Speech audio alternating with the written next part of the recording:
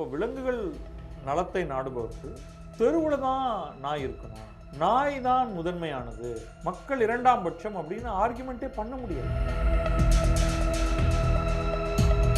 தெருநாய்களை தெருவில் தான் வைத்திருக்க வேண்டும்னு ஏதாவது இந்த நாய் காதலர்கள் சொல்றாங்க அப்படின்னா அது தவறான ஒரு வாதம். அதுதான் உண்மையிலேயே நாய்களுக்கு ஒரு விதமான துன்புறுத்தலை தரும். இதை அவங்க நேரடியாக மக்கள் பிரதிநிதிகள்கிட்ட பேசினாலே முடிஞ்சு போயிடுங்க. ஏன்னா வாக்குகள் அப்படின்னு பார்க்கும்போது நாய்க்காதலர்களுடைய வாக்குகள் எவ்வளவு வரப்போகுது? எந்த கட்சி நாய் ப்ராப்ளத்தை 100% நான் தீர்க்கிறேன் அப்படின்னு சொல்லிட்டு வராங்களோ அவங்களுக்கு தான் எங்களுடைய வாக்கு. கிழக்கு நியூஸ் நேயர்களுக்கு அன்பு வணக்கம். தெருநாய் பிரச்சனை இப்போது சமூக வலைத்தளங்களில் பெருசாக பேசப்பட்டு இருக்கு. இது குறித்து பல கருத்துக்களை நம்மோடு பகிர்ந்து கொள்ள அரசியல் விமர்சகரும் பதிப்பாளருமான பத்ரி சேஷாத்ரி நம்மோடு இணைந்திருக்கார். அவரோடு பேசுவோம். சார் வணக்கம். சார் வணக்கம். வணக்கம். தெருநாய் காதலர்கள், தெருநாய்க்களால் பாதிக்கப்பட்டவர்கள், இப்படி ரெண்டு தரப்பு இருக்குது. தெருநாய் பிரச்சனையும் இருக்குது. இதில் உங்களுடைய ஸ்டாண்ட் என்ன? முதல்ல அதை தெரிஞ்சுக்கலாம். இதில் மூணாவது ஸ்டாண்டும் இருக்குது. இது ரெண்டுமே இல்லாதவர்களும் ஒரு பெரும் எண்ணிக்கையில் இருக்காங்க. அப்போ பல ஷேட்ஸ் இருக்குது. இது ரொம்ப சிம்பிளான கருப்பு வெள்ளை கிடையாது. இதில் நான் வேற ஒரு டைமென்ஷனையும் கொஞ்சம் பின்னாடி பேசும்பொழுது சொல்கிறேன். ஒரு பொதுவாக ஏற்றுக்கொள்ளக்கூடிய ஒன்று என்ன அப்படின்னா, இன்றைக்கு மனித உயிர்களுடைய மதிப்பை அதிகமாக வைக்கிறது அப்படிங்கிறது. அது சரியா தப்பான்னு ரொம்ப ஃபிலசாபிக்கல் நோக்கில் பேசலாம். பட் ரொம்ப யூட்டிலிட்டேரியன் பாயிண்ட் ஆஃப் வியூவில் நாய்களை நகர்த்திட்டு ஒரு புலி எடுத்துப்போம், அல்லது வேற ஏதாவது ஒரு காட்டு விலங்கு வச்சுப்போம். அந்த பார்டர் ஏரியா இருக்கு இல்லையா, காட்டுக்கும் நாட்டுக்கும் இடைப்பட்ட பகுதியில் ஓரத்தில் இருக்கிறவங்கள அப்போ என்ன பண்ணுறாங்க? யூஸ்வலாக அந்த பாதிப்பை ஏற்படுத்தக்கூடிய காட்டு விலங்கை எப்படியாவது ட்ராப் பண்ணுறது, ஒரு கேஜ் வச்சு ஏதாவது ஒரு விதத்தில் அதை பிடித்து அதை உடனே கொள்ளு அப்படின்னு சொல்லலை. முதல் அட்டெம்ப்ட் என்ன பண்ணுறோன்னா அதை அப்புறப்படுத்து. இது நம்பர் 1 யூஸ்வலாக. ரெண்டாவது, அதையும் மீறி அதை எதுவுமே அதை தடுக்கவே முடியல. மேன் ஈட்டிங் டைகர்ஸ்ன்னு நம்ம நிறையா அந்த கதைகள்லாம் கேள்விப்பட்டிருப்போம். இப்போ ஒரு பர்டிகுலர் பாயிண்டில் அதை யூத்தனைஸ் பண்ணுறது அல்லது அதை சுட்டுக்கொள்வது அப்படிங்கிறது இந்தியா மட்டும் இல்லை, உலகத்திலேயே எல்லா இடங்களையுமே நடக்கிறது. என்னென்னா, மனித உயிருக்கு சற்றே அதிகமான விலையை நம்ம நிர்ணயிச்சிருக்கோம். இங்கே திருநாய் பிரச்சனையை பொறுத்த வரைக்கும் நம்ம அதைத்தான் ஒரு பேசிக் ஸ்டாண்டர்டாக வச்சுக்க வேண்டியிருக்கும். இது நம்ம ரொம்ப பேஷனேட்டாக பல பேர் பல விதங்களில் இதை பற்றி சொல்லலாம். ஃபார் அ மினிட் அந்த பேஷன் எல்லாத்தையுமே தள்ளி வச்சிடணும். இப்போ நடந்துகிட்டு இருக்கிறது, இப்போ சோஷியல் மீடியா என்கேஜ்மெண்ட்டே பேஷனேட்டான விஷயங்களுக்கு மட்டும்தான். அதில் ஒரு நிதானமாக நிறுத்தி யோசித்து அதுக்கு ஒரு துல்லியமாக அதை அளந்து பார்த்து சீர்தூக்கி பண்ணுறதெல்லாம் இல்லை. அதனால தான் இந்த அளவுக்கு அதுக்கு ஒரு என்கேஜ்மெண்ட் இருக்குது. இப்போ இந்த சமயத்தை ஒரு நல்ல வாய்ப்பாக எடுத்துக்கிட்டு சில பாயிண்ட்ஸை ரொம்ப நிதானமாக பேசலாம் அப்படின்னு நினைக்கிறேன். ஸோ முதல்ல மனித உயிர்களுக்கு அதிகமான மதிப்பு கொடுத்தது. ஏன், எதுக்கு? எல்லாம் உயிர்கள் தானே அப்படின்னு சொல்லிட்டு நம்ம எண்ணற்ற காட்டு விலங்குகள் உள்ளே நுழைஞ்சிருச்சுன்னா அது பரவாயில்ல, அதோட இயற்கை, அது 4 பேரை அடித்து சாப்பிடும், அது பாட்டுக்கு பண்ணிட்டு போகுது அப்படின்னு யாராவது சொல்கிறாங்களா? சொல்லுவாங்க. அதே மாதிரி தான் இங்கேயும். அப்போ இங்கே பிரச்சனை என்ன? இன்றைக்கு நாய்களுடைய எண்ணிக்கை நகரங்களில் கட்டுக்கடங்காத அளவுக்கு அதிகமாகிடுச்சு. அது ஏன் அதிகரித்தது, அதை அதிகரிக்க விட்டது யார், யாருக்கு இங்கே ஒரு ரோல் இருக்குது அப்படிங்கிறதெல்லாம் அடுத்தடுத்து பேச வேண்டிய விஷயங்கள். பட் உடனடி தீர்வு என்ன? ஸ்டாட்டிஸ்டிக்கலி ஃபஸ்ட்டு செக் பண்ணி சொல்ல வேண்டியது, தெருநாய்களால் கடிக்கப்பட்டு அதன் காரணமாக சிகிச்சை எடுத்துக்கொள்பவர்களுடைய எண்ணிக்கை அதிகமாகியிருக்கா? எஸ் அப்படின்னா உடனடியாக ஆக்ட் பண்ணணும். இதில் பிரச்சனையே கிடையாது. எப்படி ஆக்ட் பண்ணுவது, என்ன பண்ணுறது, அங்கே தான் நமக்கு நிறையா குழப்பங்கள் எல்லாம் இருக்குது. அதை நம்ம ஒவ்வொன்றா வேணால் எடுத்துக்கிட்டு பேசலாம். பட் ஃபஸ்ட்டு திங் எப்போவுமே மனித உயிர்களுக்கு ஒரு சின்ன பொசிஷனை கிளியராக நம்ம மேலே கொடுக்கணும் அப்படிங்கிறத நான் ஏற்றுக்கிறேன். நாய் காதலர்கள் அமைப்புன்னு பார்த்தா ஒரு பெரிய அமைப்பு ரீதியாக ஒரு வலுவான கட்டமைப்பாக இருக்காங்க. அதான் திருநாய்களால் பாதிக்கப்பட்டவர்கள்னு பார்த்தா அவங்க அப்படி ஒரு அமைப்பாக இல்லை, சிதறி கிடக்காங்க. ஸோ இந்த இம்பேலன்ஸில் வந்து பெரும்பாலும் கவர்மெண்ட்டும் அது அவங்களுக்கு நாய் காதலுக்கு சப்போர்ட் பண்ணுற மாதிரியே இருக்கே, இந்த இதை எப்படி பார்க்குறீங்க? இல்லை, இது ஆக்சுவலாக ஸ்ட்ரேஞ்சான ஒரு விஷயம். ஏன்னா விலங்குகள் நல அமைப்பு அப்படின்னு வச்சுப்போங்க, அவங்க வந்து வோக்கல், அதாவது சத்தம் அதிகமாக எழுப்புகிறார்களே தவிர எண்ணிக்கையில் குறைவானவர்கள் அப்படின்னு என்னுடைய கருத்து. அதாவது ஆர்கனைஸ்டு குரூப் நீங்கள் சொல்கிறீங்க இல்லையா, ஆர்கனைஸாக ஆயிட்டாங்கனாலே அவங்களால வந்து நிறையா பேச முடியும், எழுத முடியும், சத்தம் போட முடியும். இன்னொன்று, அவங்க தொடர்ச்சியாக கோர்ட்டில் வேறு பல விஷயங்களுக்காக கேஸ் போட்டிருப்பாங்க. இன்னொரு பக்கம் அவங்க அமைப்பு ரீதியாக சிதறி கிடக்கிறாங்க பாதிக்கப்பட்டவர்கள் அப்படின்னா அது இன்னொரு தரப்பே கிடையாது. அதுதான் வெகுமக்கள் தரப்பு. எப்போவுமே வெகுமக்கள் வந்து ஒரு அமைப்பாக எப்போ திரளுவாங்கன்னா ஒரு கோல் ஒன்று இருந்தால் தான். இப்போ இது ஒரு ப்ராப்ளம்ங்கிறதுனால அவங்க வந்திருக்காங்க. அவங்களுடைய ரெப்ரசன்டேட்டிவ் தான் அரசும் லெஜிஸ்லேட்டர்ஸும். இதை வந்து அவங்க நேரடியாக மக்கள் பிரதிநிதிகள்கிட்ட பேசினாலே முடிஞ்சு போய்ட்டுன்னு நினைக்கிறேன். ஏன்னா வாக்குகள் அப்படின்னு பார்க்கும்பொழுது நாய்க்காதலர்களுடைய வாக்குகள் எவ்வளவு வரப்போகுது? ஸோ ஃபஸ்ட்டு வந்து டெமோக்ராட்டிக் லெவலில் எடுத்துப்போம் இதை. ஓகே, இப்போயும் நம்ம வந்து ஒரு கூட்டமாக போய் கையில் குண்டாந்தடியை எடுத்துகிட்டு போய் கண்ணில் படுற நாயெல்லாம் அடிச்சே கொல்லுவோம் அப்படின்னு யாருமே சொல்லலை.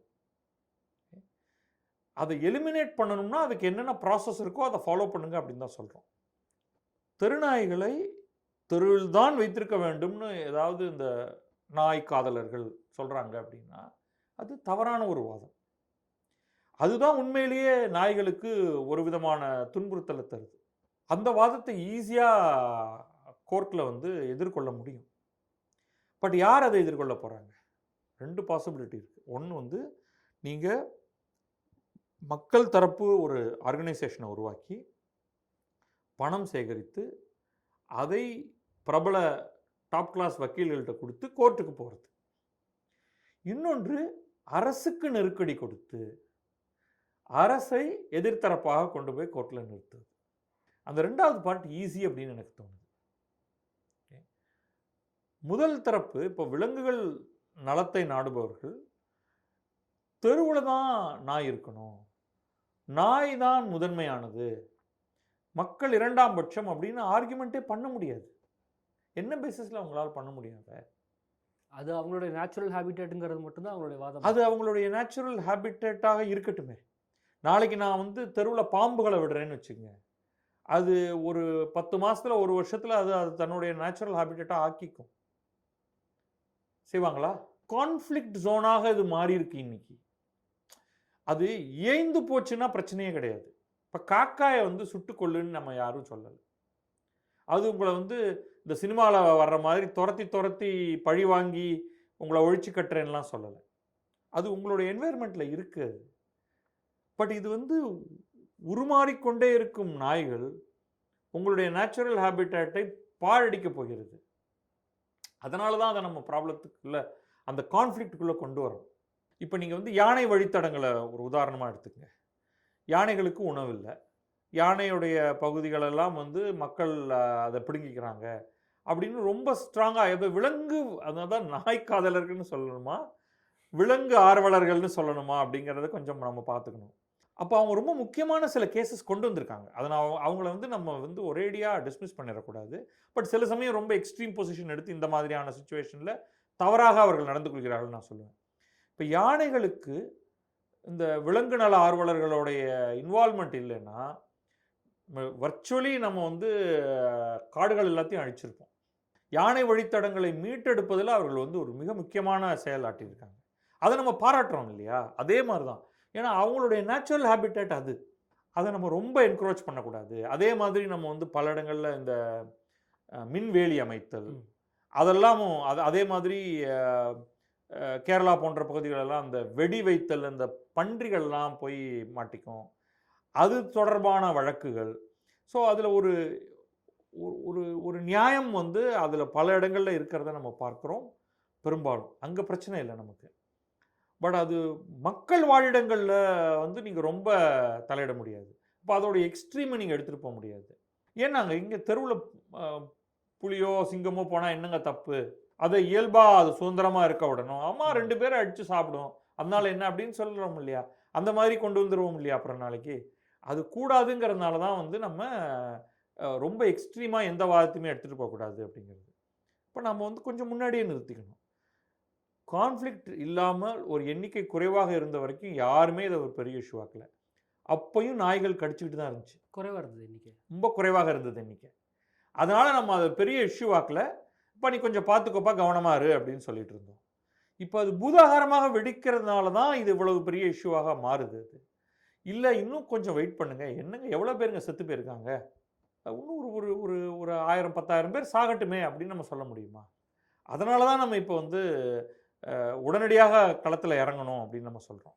கோர்ட்டும் இதை வந்து புரிஞ்சுக்கிட்டு இதுக்கு சொல்யூஷன் அட்மினிஸ்ட்ரேஷன் தான் தரணும். எந்த சொல்யூஷனுமே ஓவர் நைட் வர முடியாது. So let it be with administration அப்படின்னு சொல்லி அட்மினிஸ்ட்ரேஷனுக்கு தான் பவர் தரணும். அப்போ அட்மினிஸ்ட்ரேஷனை யார் கண்ட்ரோல் பண்ண முடியும்? லெஜிஸ்லேச்சர். லெஜிஸ்லேச்சரை யார் கண்ட்ரோல் பண்ணுறாங்க? மக்கள். மக்கள். என்னன்னா இந்த சொல்யூஷன் எல்லாமே வந்து மல்டி இயர், உடனடியாக நடக்காது. இதை உண்மையிலே நீங்கள் பேச வேண்டிய இடம் வந்து அசம்பிளி இல்லையா? அங்கே ஒரு பெரிய டிபேட் நடக்கணும். அங்கே நீங்கள் வந்து பத்திரிகையாளர்கள் சம்மந்தப்பட்ட அமைச்சர்கள்ட்ட இதை வந்து புஷ் பண்ணணும். நீங்கள் இதுக்கு என்ன பதில் சொல்ல போகிறீங்க? அவங்க என்ன பண்ணியிருக்காங்க? ஈஸியாக இன்றைக்கி நீதிமன்றங்கள் என்ன சொல்கின்றனவோ அதன்படி அப்படின்னு வழுக்கிக்கிட்டு போயிட முடியும். பட் இன்றைக்கி நீங்கள் வந்து அவங்கள்ட்ட உண்மையான வெள்ளை அறிக்கை, இப்போ உதாரணத்துக்கு சென்னை கார்பரேஷன்கிட்ட, அதே மாதிரி நாளைக்கு மதுரை, திருச்சி எல்லா கார்பரேஷன்ட்டையுமே உங்களுடைய எக்ஸ்டென்ட் ஆஃப் த ப்ராப்ளம் என்ன, இதை எப்படி சால்வ் பண்ண போகிறீங்க அப்படிங்கக்கூடிய கேள்விகள் எதையுமே நம்ம வந்து இன்றைக்கி கேட்கல.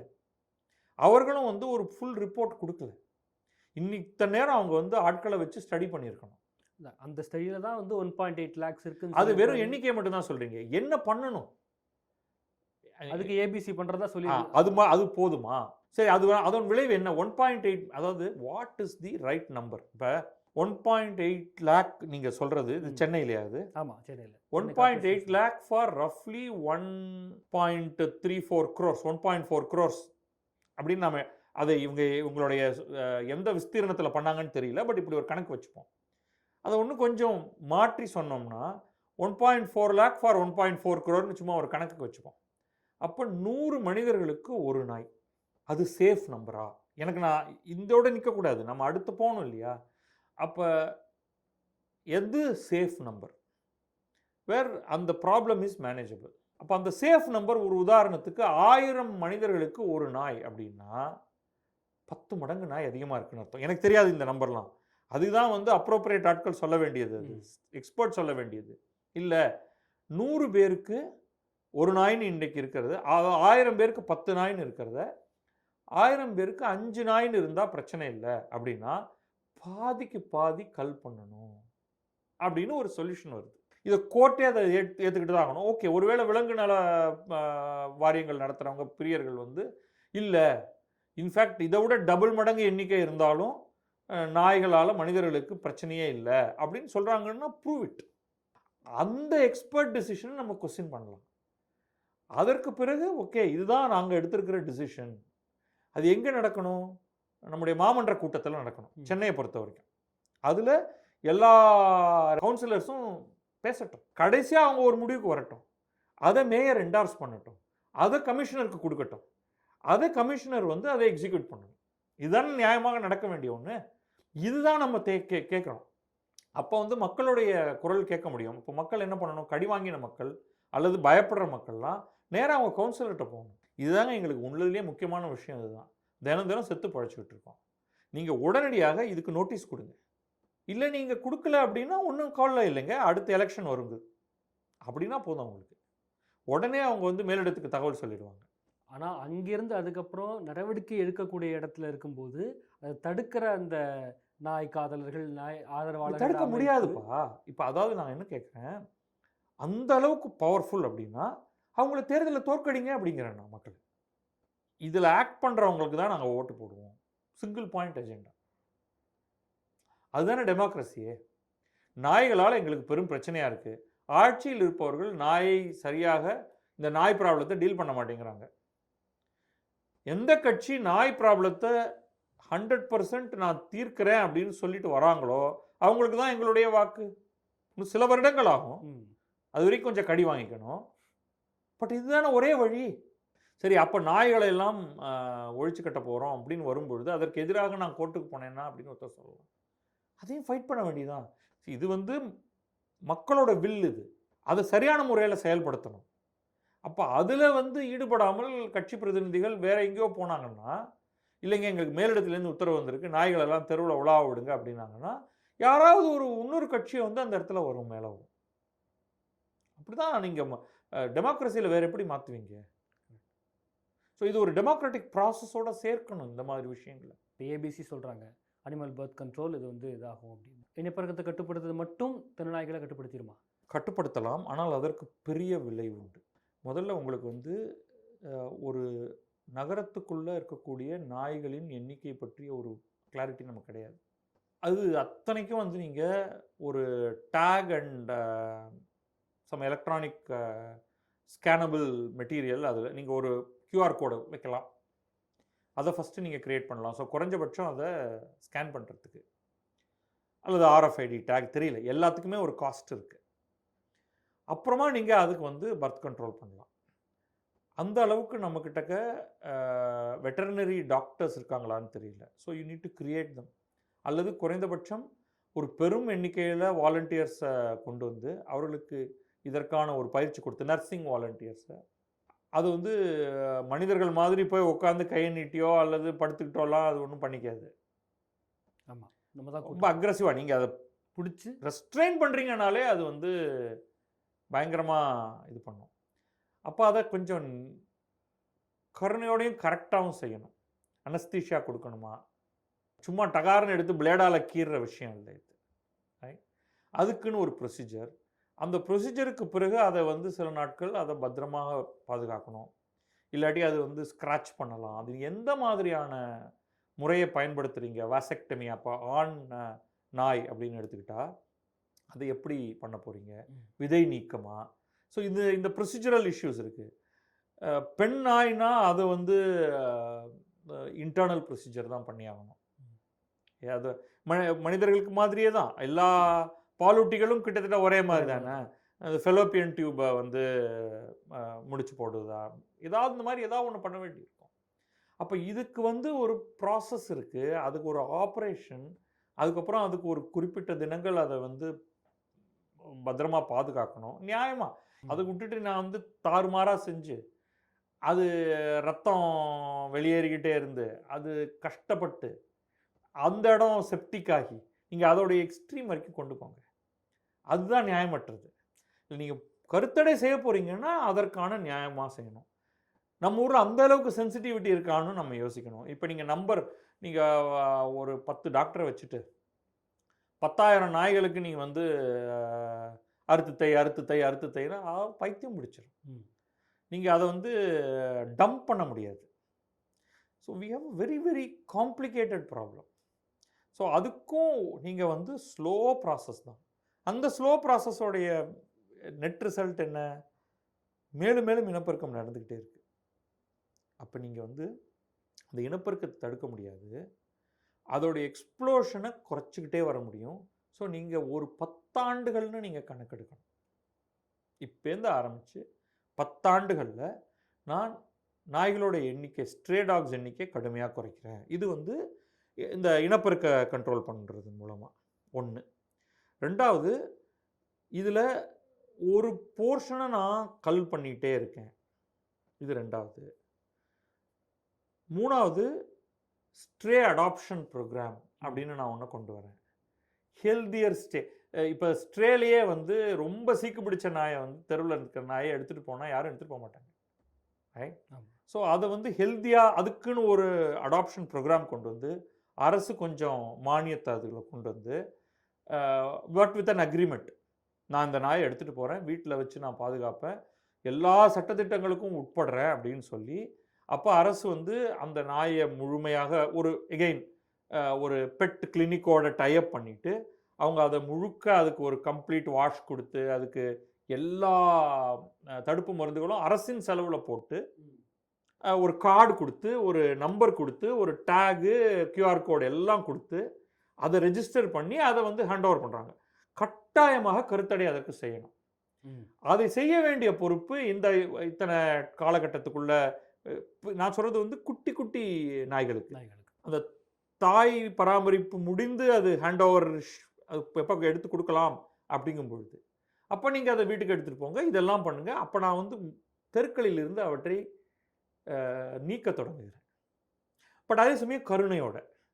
அப்போ அதுக்கு பதிவு பண்ணுங்கள் எல்லாரும். நாங்கள் வந்து எங்களால் இவ்வளவு நாயை எடுத்துக்க முடியும், நான் பூனையை சொல்லலை இப்போதைக்கு, பட் நாயிலேருந்து மட்டும் ஆரம்பிப்போம். இப்படி நீங்கள் பதிவு பண்ண நான் மேட்ச் பண்ணி நான் கொடுக்குறேன். அது வந்து ஒரு சிட்டிக்குள்ளே முதல்ல ஆரம்பித்து அதை இன்னும் கூட விரிவாக்கலாம். ஓகே, ஆனால் நான் உங்களுக்கு ஒரு ஹெல்த்தியான டாக் ஒன்று கொடுக்குறேன் அப்படின்னு. ஸோ இப்போ இந்த ப்ராசஸ்லையும் கொஞ்சத்தை நீங்கள் வெளியே எலிமினேட் பண்ணலாம். அப்புறமா ரொம்ப ரொம்ப மாரலிஸ்டிக் ஸ்டாண்ட்ஸ் எடுத்துக்காமல், ரொம்ப நோய்வாய்ப்பட்ட வயது முதிர்ந்த பல வருடங்களாக தெருவிலேயே சுற்றிக்கிட்டு இருக்கிற, அதை வந்து ஈஸியாக நீங்கள் அதுக்கு மேலே டொமஸ்டிகேட் பண்ண முடியாது, ஒரு வீட்டுக்குள்ளே எடுத்துகிட்டு போயிடலாம். அவற்றை அப்புறப்படுத்துவது, நான் ரொம்ப யூஃபிமிஸ்டிக்காக சொல்கிறேன், ஃபினிஷ். ஸோ இதை நம்ம வந்து இவ்வளவு ஆங்கிளோட நம்ம பண்ணணும்.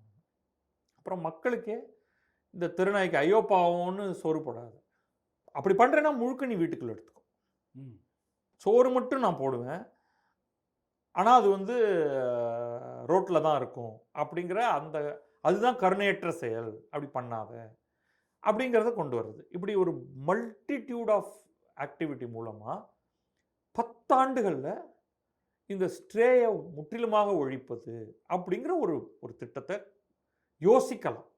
இப்போது டெல்லியில் வந்து இந்த தெருநாய் பிரச்சனை அதிகரிக்கும் போது உச்சநீதிமன்றம் முதல்ல கார்ப்பரேஷன் அதை பிடிச்சு அதுக்கான ரேபிஸ் இன்ஜெக்ஷன்லாம் போட்டு கேஜில் வைக்கணும், ஹோம்ஸில் வைக்கணும்னு ஒரு தரப்பு சொல்லி, அப்புறம் இல்லை எங்கே பிடிச்சிங்களோ அங்கேயே விட்டுறணும் அப்படின்னு அடுத்த தரப்பு வந்து தீர்ப்பு வழங்கியிருக்கு. இது எப்படி பார்க்குறீங்க? இது 2 நீதிபதிகள் கொண்ட அமர்வு முதல் இதை தீர்ப்பை கொடுத்தாங்க. அடுத்து 3 பேர் உள்ள அமர்வு ஒன்று கொடுத்துருக்காங்க. அட்மினிஸ்ட்ரேஷன் தவறு பண்ணிருச்சு. இத்தனை நாளைக்கு பிரச்சனையை பெரிதும் மட்டும்தான் ஆக்கியிருக்காங்களே தவிர சும்மா பார்த்துட்டு உட்காந்துருந்தாங்க. இங்கே வெறும் ரேபிஸ் இன்ஜெக்ஷன் மட்டும் இல்லை பிரச்சனை. அப்போ அது ஒரு பிரச்சனை தான். நீ ஒரு நாய் கடிக்கிறதுனால எனக்கு ரேபிஸ் வருதுன்னா அது ஒரு பெரிய பிரச்சனை. சரிப்பா, அதுக்கு ரேபிஸே இல்லை, அதனால் எனக்கு வந்து ரேபிஸ் கொடுக்க முடியாது. ஆனால் அது என்னை கடிச்சு பிடுங்கிருச்சுன்னா உடம்பு முழுக்க அது பிரச்சனை இல்லையா? அப்போ ரேபிஸ் இன்ஜெக்ஷன் போட்டு திருப்பி மீண்டும் தெருவுக்கு அனுப்பிச்சு அது சின்ன குழந்தைகளை துரத்தி கடிச்சு கொள்ளுதுன்னு வச்சுப்போம். அதுக்கு என்ன பண்ணுவீங்க? This is the problem. நீங்கள் வந்து ஒரு தனிநபர் ஓனர்ஷிப் இருந்ததுன்னா அவரை எல்லாம் விரட்டி ஒடுக்கி என்ன வேணாலும் பண்ணிக்கலாம். நீங்கள் அது கம்யூனிட்டியோடைய ப்ராப்ளம் ஆயிடுச்சுன்னா அப்போ தான் வந்து பலவேறு கருத்துக்கள் வரும். அங்கே தான் இந்த தெருநாய் பிரியர்களுக்குன்னு ஒரு கருத்து வருது, அந்த நாய் கடியினால் பாதிக்கப்பட்டவர்கள் தரப்புன்னு ஒரு கருத்து வருது, நேரடியாக பாதிக்கப்படாமல் தான் பாதிக்கப்படலாம்ங்கிற பயம் இருக்கிறவங்க இருக்காங்களே. அதாவது நேரடியாக பாதிக்கப்படலைன்னா என்ன ஒன்றும் கடிக்கல, ஆனால் என்றைக்கு வேணாலும் கடிக்கலாம். நான் தெருவில் சைக்கிளில் போகிறேன், பைக்கில் போகிறேன், நடந்து போகிறேன், காருக்குள்ளே போகிறேன்னா எனக்கு பிரச்சனை இல்லை. பெரும்பாலும் மற்றவர்கள் எல்லாருக்கும் அதில் ப்ராப்ளம் இருக்குது. அப்போ அவர்களுக்கு வந்து ஒரு கருத்து இருக்கும், ஆட்சியாளர்களுக்கு ஒரு கருத்து இருக்கும். ஸோ இது எதுவுமே இது ஏன் இவ்வளவு பெருசாக இன்றைக்கி ஆயிருக்குன்னா, இது தீர்க்க முடியாதது உடனடியாக அப்படிங்கிற அந்த ஒரு உணர்வோடு நம்ம இதை அணுகணும்னா பெட்டர். இந்த தெருநாய் பிரியர்கள் அப்புறம் தெருநாயால் பாதிக்கப்பட்டவர்கள் இவங்க 2 பேரும் சொல்லக்கூடிய தரப்பு என்னென்னா, நைட்டு நான் போகிறேன், என்னை ஒரு நாய் விரட்டுது, என்னை கடிச்சிருமோன்ற பயம் இருக்குது, இல்லை என்னை கடிச்சிருது, இதனால் தெருநாய்கள் அகற்றப்பட வேண்டும் அப்படின்னும், அது ஏன் உங்களை விரட்டுதுன்னா அதுக்கு பின்னாடி அதை நீங்கள் என்ன பண்ணீங்க, இல்லை அதை வேறு யாரோ ஒருவர் ட்ராமாடைஸ் பண்ணியிருக்காங்க அப்படிங்கிறது தெருநாய் பிரியர்களுடைய வாதமாக இருக்குது. இது எப்படி பார்க்குறீங்க? சின்ன சின்ன குழந்தைகளெல்லாம் அது துரத்தி கடிக்கிறத பார்க்குறோம். அப்போ அந்த சின்ன குழந்தை வந்து அதுக்கு விஷம் வச்சுது அப்படின்லாம் சொல்ல முடியாது. நம்ம பொதுவாக இந்த இந்த வேட்டையாடக்கூடிய விலங்குகளுக்கு ஒரு அது அவங்களால வந்து இன்னொருவருடைய அச்சத்தை உணர முடியும். நம்ம எல்லாருக்குமே வந்து நம்ம உடலில் இருந்து ஒரு வாசம் வந்துட்டுருக்கு, ஃபெரமோன்ஸ் நம்ம சொல்லுவோம் இல்லையா? அப்போ ஒரு நாயினால் வந்து எல்லாரையும் ஸ்மெல் பண்ண முடியும். நமக்கு ஸ்மெல் சென்ஸ் குறைவு. ஒரு நாயை எடுத்துக்கிட்டோம்னா அதுக்கு ஸ்மெல் சென்ஸ் ரொம்ப ஜாஸ்தி. அது விஷுவலாக மட்டுமே உங்களை ஐடென்டிஃபை பண்ணுறதில்ல, உங்களிடமிருந்து வீசக்கூடிய அந்த வாசத்தினாலேயும் அது வந்து உங்களை உணருது. அப்போ அதனால் வந்து பயப்படுபவர்களை நிச்சயமாக கண்டுபிடிக்க முடியும். அவங்க ஓடுறாங்கன்னா விரட்டணும் அப்படிங்கிறது வந்து எல்லா நாயும் பண்ணுறத நம்ம பார்க்குறோம். ஒரு கூட்டத்தில் ஒரு 4 பேர் இருக்கிற இடத்துல ஒருவர் பயப்படுவதை அதனால் சரியாக உணர முடியும்.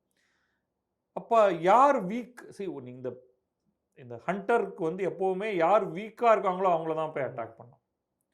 அப்போ நீ 2 பேர் அதை முறைச்சி பார்க்குது, நீங்களும் முறைச்சி பார்க்குறீங்க, அதனால் வந்து இந்த ஆள் கொஞ்சம் பயப்படலடா அப்படின்னா அது இன்னொருத்தரை பார்க்குது. அது அதுக்காக நம்ம மக்களை போய் நீங்கள் தான் பயப்படாமல் இருக்கணும், நீங்கள் கையில் கம்பு எடுத்துகிட்டு போங்க, நீங்கள் கையில் பெப்பர் ஸ்ப்ரே எடுத்துகிட்டு போங்க அப்படின்லாம் சொல்லிகிட்டு இருக்க முடியாது.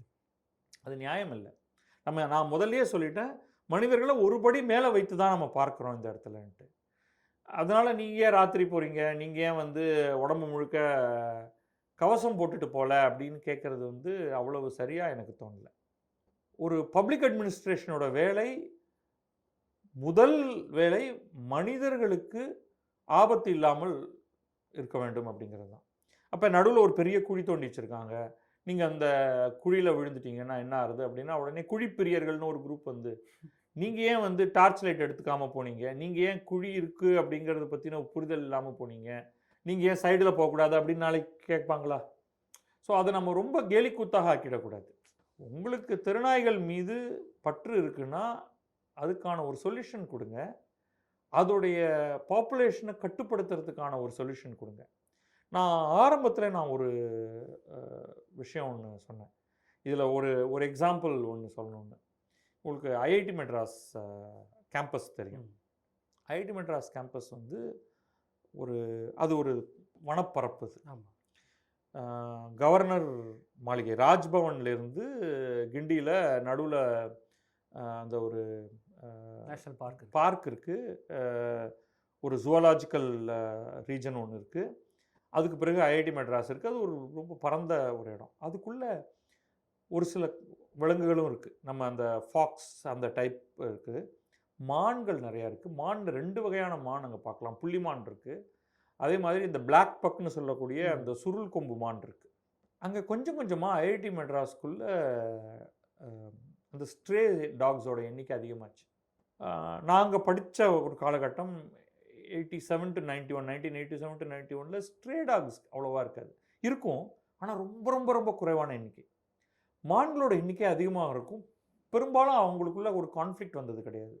சில சமயங்கள் மான்கள் வேட்டையாடப்படும், அந்த ஜக்கால்ஸ் அந்த மாதிரி ஏதாவது ஒன்று பண்ணும், அதை நம்ம போய் தலையிட முடியாது. அது ஒரு டீப் இன்சைட் த ஃபாரஸ்ட் தான் நடக்கும். அப்புறம் என்ன ஆயிடுச்சு, மக்கள் வசிக்கக்கூடிய அங்கே கேம்பஸில் மக்கள் வசிக்கிறாங்க, மாணவர்கள் ஹாஸ்டலில் தங்கியிருக்காங்க. ஸ்லோலி அந்த ஸ்ட்ரேஸோட எண்ணிக்கை அதிகமாச்சு. அவங்க வந்து மான்களை கடிக்க ஆரம்பிச்சிது, மான்களை வேட்டையாட ஆரம்பிச்சிது. இப்போ நம்ம ரொம்ப ஒரு காம்ப்ளெக்ஸான சுச்சுவேஷன் வரீங்க. மனிதர்களை கடிக்கல, இப்பொழுதைக்கு வந்து ஒரு பக்கம் மான்கள், அவற்றால் வந்து இந்த ஃபைட்டில் ஒன்றுமே பண்ண முடியாது. ஒரு பேக்காக நியர்லி இது வந்து ஸ்ட்ரே, இது வந்து காட்டு விலங்கும் கிடையாது, நம்ம இன்டர்வீன் பண்ணக்கூடாது, இது நம்ம பிரச்சனையா, இது காட்டுக்குள்ளே ஒன்று அடிச்சுக்குது அப்படின்னு சொல்கிறதுக்கும் முடியாது. இதுங்க வந்து இந்த ஸ்ட்ரே டாக்ஸ் மக்கள் வசிக்கிற பகுதியில் உணவு சாப்பிடும், இந்த மீந்த சோறு அந்த மாதிரிலாம். அப்புறம் போய் ஏதாவது ஒன்று மாட்டின்னுச்சுன்னா, அதாவது தொடர்ந்து ஹண்டிங்லாம் பண்ணுறது கிடையாது. அதில் ஒரு சின்ன குட்டியாக ஒன்று கொஞ்சம் தத்தகா பத்தகான்னு முடிச்சுக்கிட்டு ஏதாவது ஒன்று வந்ததுன்னா, அதுவும் தடாபடான்னு ஓட ஆரம்பிச்சதுன்னா இதுகளுக்கு ஒரே குஷி வந்துடும், துரத்தும், கடிக்கும். கடித்த உடனே ரத்தம் வாடை, அது இதுகளோட வெறியை அதிகமாக்கும், கொண்டுடும். ஸோ இது ஒரு பெரிய இஷ்யூவாக மாறிச்சு. அப்போ ஸ்ட்ரே டாக்ஸ் எல்லாத்தையும் டிஸ்போஸ் பண்ணணும் அப்படிங்கிற ஒரு பேச்சு வந்தது. உடனே அதற்கு எதிர்ப்பு கிளம்பியது. அப்போ என்ன பண்ணுவீங்க, நீங்கள் மானை காப்பாற்றுவீங்களா, ஸ்ட்ரே டாக்ஸை காப்பாற்றுவீங்களா? ஒன்றுமே நீங்கள் அதுக்கு என்ன மானுக்கு கவசம் போட முடியுமா? அந்த பகுதியில் அப்போனா வந்து மனிதர்களே முதல்ல இருந்திருக்கக்கூடாது. இப்போ மனிதர்கள் அப்புறப்படுத்துவீங்களா? ஸோ நம்ம அந்த மொராலிட்டி ஸ்டான்ஸ் எடுக்கும் பொழுது you have to take a careful இது. அப்போ நாய்களோட எண்ணிக்கை குறைக்கிறது தான் ஒரே பாசிபிலிட்டி. முதல்ல அந்த இடத்தோடைய பூர்வகுடிகள் மான்கள், அதுக்கப்புறம் மனிதர்கள் போகிறாங்க. மனிதர்கள் உள்ள ஊடுருவதுனால நாய்கள் ஊடுருவுகின்றன. மனிதர்களை ஒன்றும் பண்ண முடியாது, அதனால் நாயை பண்ணி தான் ஆகணும், வேறு வழி இல்லை. ஸோ அதே மாதிரி தான் இங்கே வெளியிலையும், இங்கே நம்ம வந்து நம்மளை சுற்றி அது அந்த ஆட்டை கடிச்சு மாட்டை கடிச்சு கடைசியாக மனுஷனே கடிக்குதுங்கிற மாதிரி இது கடிக்க வேறு எதுவும் இல்லாததுனால இன்றைக்கு மனிதர்கள் கடிபடுகிறார்கள். அப்போ மனிதர்களை காப்பாற்றுறதுக்கு வேற வழியே கிடையாது. இந்த நாய்களுடைய எண்ணிக்கையை நியாயமான முறையிலையும் ஒரு மனிதாபிமான முறையிலையும் கட்டுப்படுத்துறது, கம்ப்ளீட்டாக எலிமினேட் பண்ணுறதுங்கிறத நோக்கி போகிறதுங்க. இந்த பிரச்சனை குறித்து ஊடகங்கள் பேசலை அப்படின்னாலும் நீயா நானா இது ஒரு பெரும் பிரச்சனையாக எடுத்து பாதிக்கப்பட்டவர்களையும் நாய்க்கு ஆதரவாக பேசுறவர்களையும் தெருநாய்களுக்கு ஆதரவாக பேசுறவர்களையும் வச்சு ஒரு ஷோ நடத்தியிருக்கு. அது இப்போ பேசப்பட்டு இருக்கு சமூக வலைதளங்களில்.